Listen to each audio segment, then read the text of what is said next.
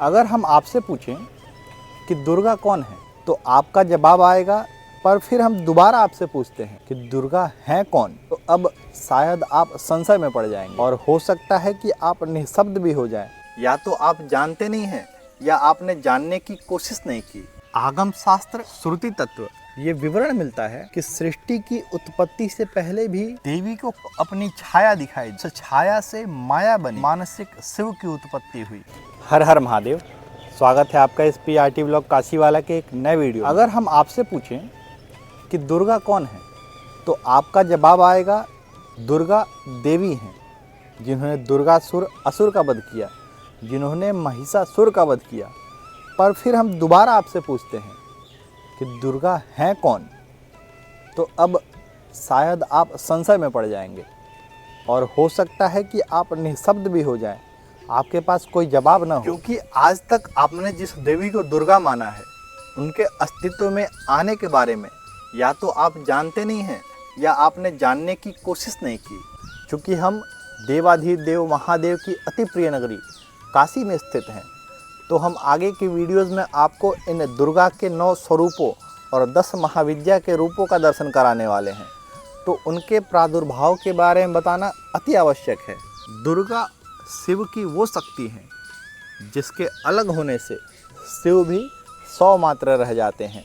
माँ दुर्गा जगत की जननी है, अर्थात जगत की सृजन करता है। वो जगत की अम्मा है, जगदम्बा है। माँ वो शक्ति है जिसने जन्म नहीं लिया, अर्थात वो अजन्मा है। वो सर्वेश्वरी है, अर्थात वो सबकी ईश्वर है।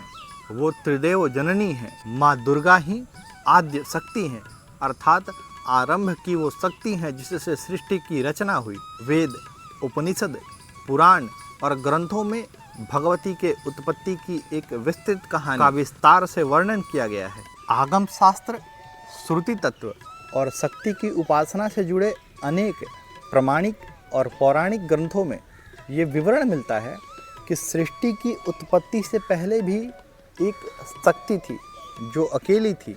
पर जब सृष्टि की रचना करनी हुई, जब सृष्टि का विस्तार करना हुआ, तो उस शक्ति को अपने अलावा इस सृष्टि में कोई दिख नहीं रहा था। अंततः देवी को कुछ दिखाई नहीं दिया तो अपनी छाया दिखाई दी।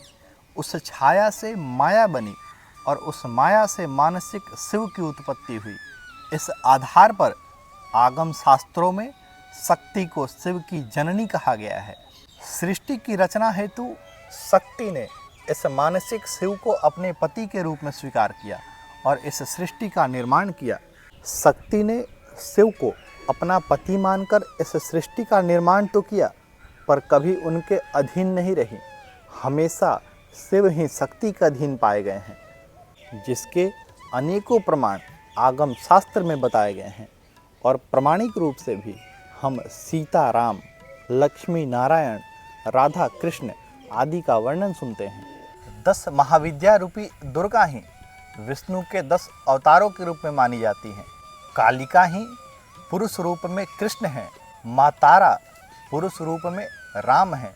भुवनेश्वरी अपने पुरुष स्वरूप में वाराह हैं। त्रिपुर भैरवी नरसिंह हैं। धूमावती वामन हैं तो छिन्नमस्तिका परशुराम हैं। लक्ष्मी मत्स्य हैं। बगुलामुखी कुर्म हैं। मातंगी बौद्ध स्वरूप में हैं तो त्रिपुर भैरवी कल की रूप में अवतार लेती हैं। और भगवती अपने 9 दुर्गा स्वरूप और 10 महाविद्या स्वरूप में काशी में विराजमान है, जिसकी विस्तृत वीडियोस हम अपने चैनल पर आगे आपको दर्शन कराने वाले हैं। तो आप हमारे चैनल को सब्सक्राइब कर लीजिएगा। तो इस वीडियोस में इतना ही। मिलते हैं आपसे अगले वीडियो में। तब तक के लिए हर हर महादेव।